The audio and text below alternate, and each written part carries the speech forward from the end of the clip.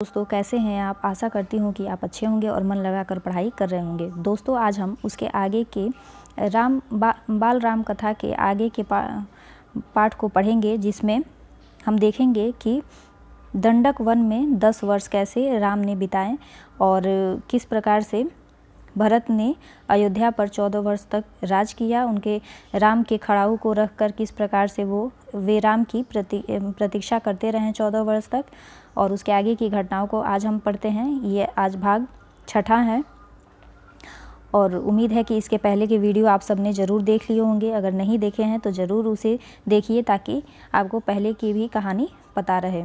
तो चलिए दोस्तों, हम अपने सेशन की शुरुआत करते हैं। और अगर आप इस चैनल पर नए हैं तो चैनल को सब्सक्राइब ज़रूर कर लें ताकि ऐसे ही वीडियो आपको आगे भी मिलती रहें। दंडक वन में 10 वर्ष। भरत अयोध्या लौट चुके थे। नगरवासी भी सेना धूल उड़ाती हुई वापस जा चुकी थी। कोलाहल थम गया था। 2 दिन बाद चित्रकूट की परिचित शांति लौट आई थी। पक्षियों की चहचहाहट फिर सुनाई पड़ने लगी थी। हिरन कुलाचे भरते हुए बाहर निकल आए थे। राम पर्णकुटी के बाहर एक शिलाखंड पर बैठे थे, एकदम अकेले, विचार मग्न, कुछ सोचते हुए। चित्रकूट अयोध्या से केवल 4 दिन की दूरी पर था। लोगों का आना जाना लगा रहता। वे प्रश्न पूछते, राय मांगते।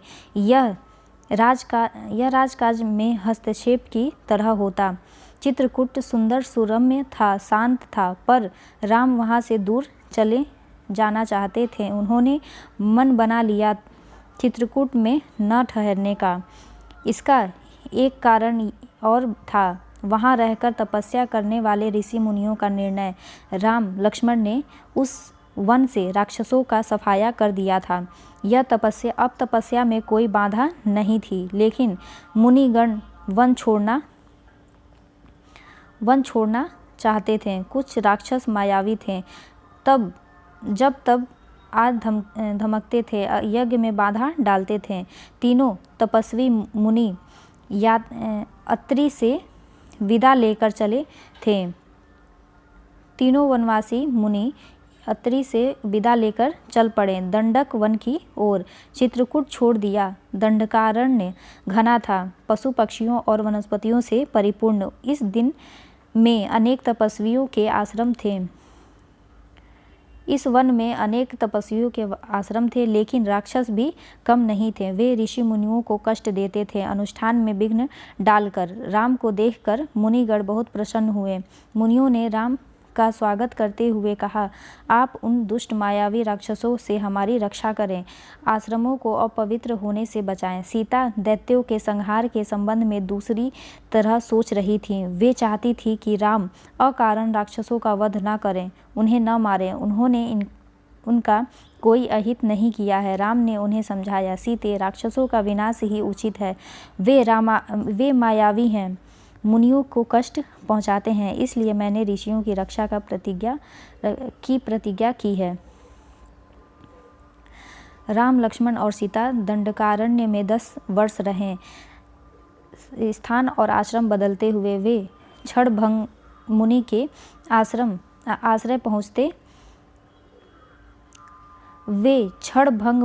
आश्रम पहुँचे। आश्रम में बहुत कम तपस्वी बचे थे, सभी निराश थे। उन्होंने राम को हड्डियों का ढेर दिखाकर कहा, राजकुमार, ये ऋषियों के कंकाल हैं जिन्हें राक्षसों ने मार डाले हैं। अब यहाँ रहना असंभव है। सुतीक्ष्ण मुनि ने भी राम को राक्षसों के अत्याचार की कहानी सुनाई।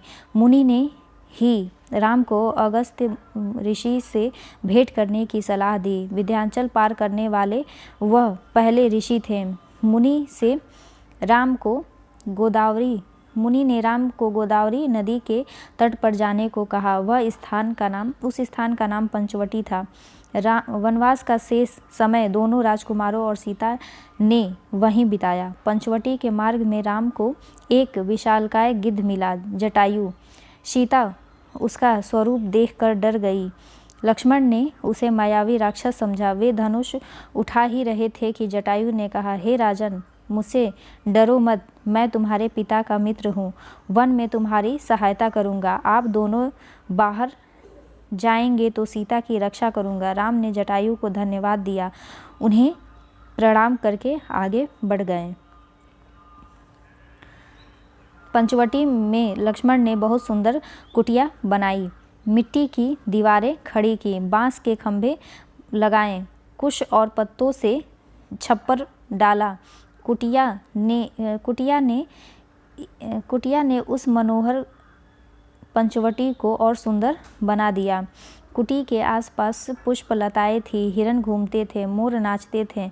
उस बीच राम राक्षसों का निरंतर संहार करते रहे। वे अब भी आश्रमों पर आक्रमण करते, राम लक्ष्मण उन्हें मार देते।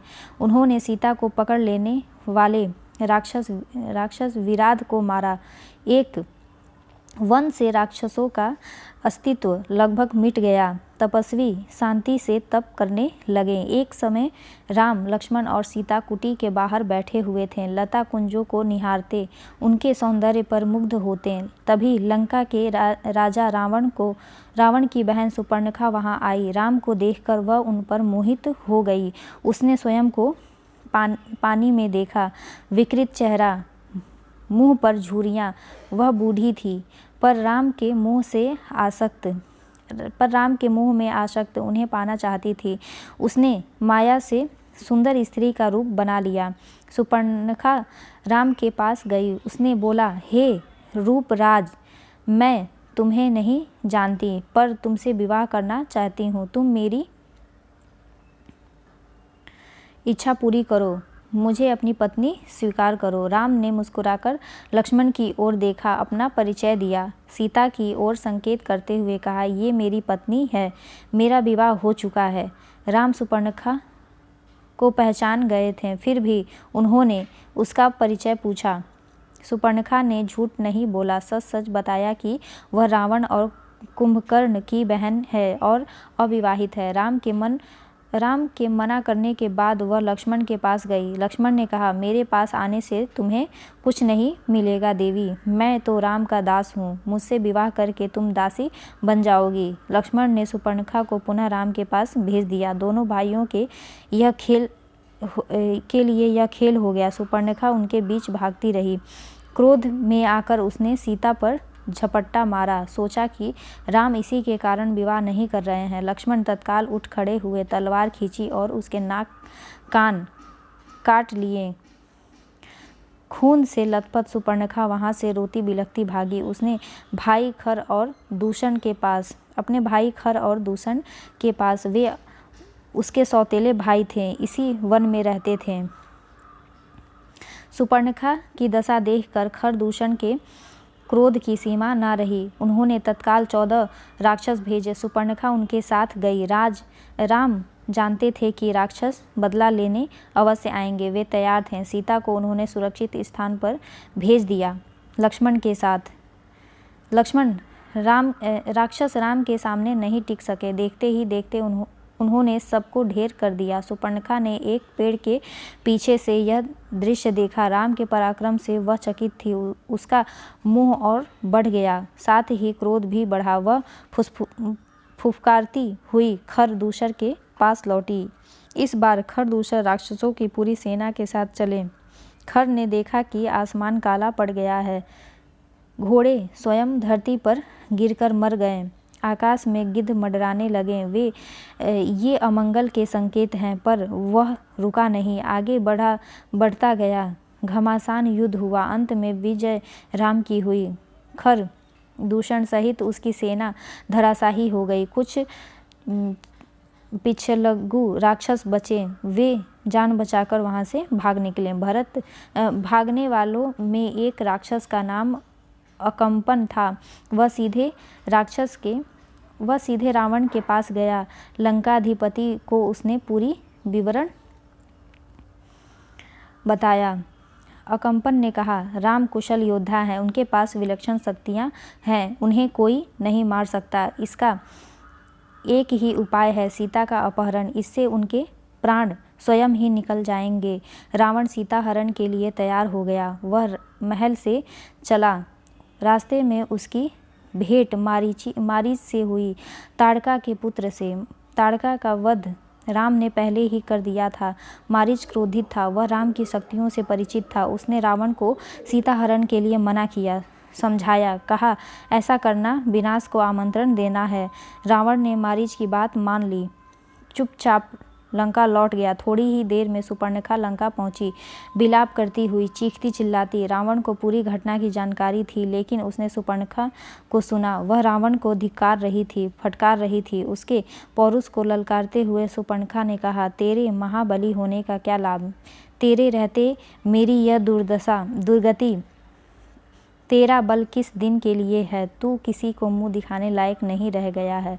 सुपर्णखा ने राम लक्ष्मण के बल की प्रशंसा की, सीता को अति सुंदरी बताया, कहा कि उसे लंका के राजमहल में होना चाहिए। सुपर्णखा बोली, मैं सीता को तुम्हारे लिए लाना चाहती थी। मैंने उन्हें बताया कि मैं रावण की बहन हूँ। क्रोध में लक्ष्मण ने मेरी नाक कान काट लिए। रावण फिर मारीच के पास गया। खरदूषण की मृत्यु से वह कुछ घबराया हुआ था। रावण ने मारीच से मदद मांगी। मारीच चाहता था कि रावण सीता हरण का विचार छोड़ दे। इस बार रावण ने उसकी बात सुनी, उसे डांटा और आज्ञा दी, मेरी मदद करो। मारीच जानता था कि दोबारा राम के सामने पड़ने पर वह मारा जाएगा। राम उसे नहीं छोड़ेंगे।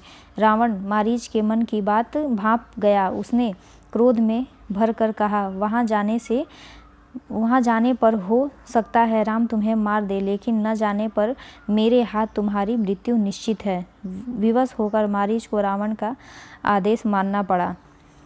रथ पर बैठकर रावण और मारीच पंचवटी पहुँचे। कुटी के निकट जाकर मायावी मारीच ने सोने के हिरण का रूप धारण कर लिया।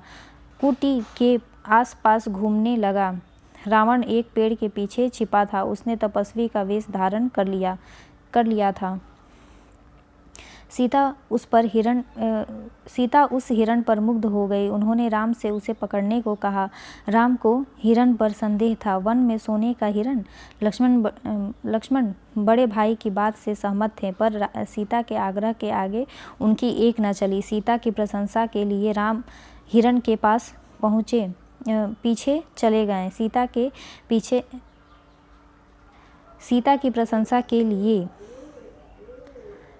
प्रसन्नता के लिए राम हिरण के पीछे चले गए। उन्होंने सोचा, राम ने वन में इतने समय के प्रवास के दौरान सीता ने कभी कुछ नहीं मांगा। उनकी यह इच्छा अवश्य पूरी करनी चाहिए। कुटी से निकलते समय राम ने लक्ष्मण को बुलाया, सीता की रक्षा करने के आदेश दिए। कहा, मेरे लौटने तक तुम उन्हें अकेले मत छोड़ना।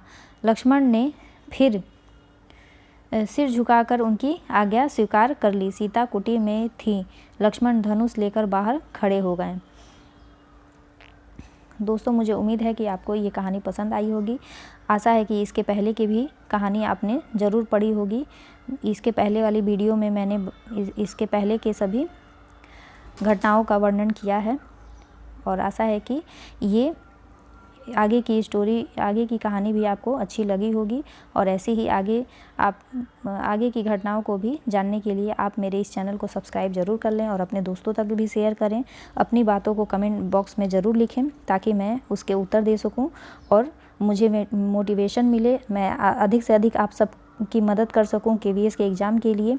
और ऐसे ही आगे भी परीक्षाओं की तैयारी मैं आप सबको कराती रहूं। इसके लिए आप मेरे चैनल को सब्सक्राइब करें, लाइक करें और शेयर करें, अधिक से अधिक लोगों तक पहुंचाएं, ताकि मुझे मोटिवेशन मिल सके। तब तक के लिए आप सबका धन्यवाद। पढ़ाई करते रहें।